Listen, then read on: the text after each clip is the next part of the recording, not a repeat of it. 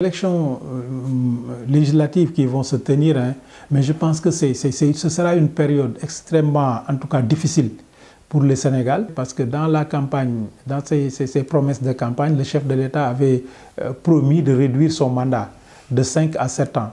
Mais après les élections, il est revenu en arrière pour dire que voilà, la Constitution ne me permet pas de réduire mon mandat.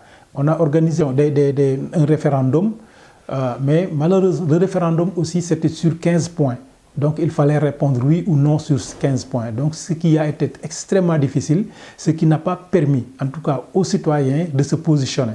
Parce que sur les 15 points, tu peux voir 3 points qui te pensent, en tout cas, qu'on peut mettre dans la Constitution, mais les autres points, tu ne veux pas que ça figure. Et tu es obligé de dire oui ou non. Donc, c'était très difficile. Et après ça, il y a aussi des nouvelles décisions qui ont été prises par l'État qui n'est pas, en tout cas, qui n'est pas populaire. Par exemple, le fait d'augmenter le nombre de députés. Aujourd'hui, on va augmenter 15 députés de plus, soit disant que ce sont des députés de la diaspora.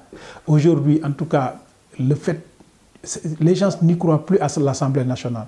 Parce que notre Assemblée nationale est tellement partisane. Donc quand on a augmenté le nombre de députés, ça a amené beaucoup de débats au niveau de la classe politique, mais aussi au niveau de la société civile. Parce que les députés, en fait, si tu regardes au fond, ne représentent plus le peuple.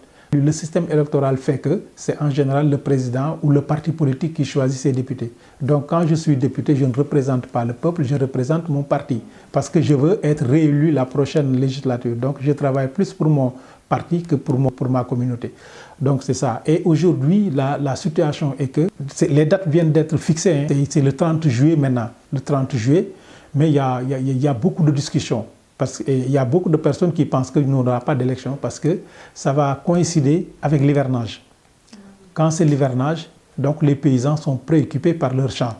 Ils n'auront pas, en tout cas, ils ne vont pas participer à des élections qu'ils savent dès le début que c'est des gens qui ne vont pas les représenter dignement et laisser leur champ. Donc c'est déjà un problème de participation, de taux de participation qui peut se poser. Le deuxième élément, c'est la campagne aussi électorale va coïncider avec le ramadan. Donc cela veut dire que les gens ne vont pas participer, ne vont pas s'intéresser à ça.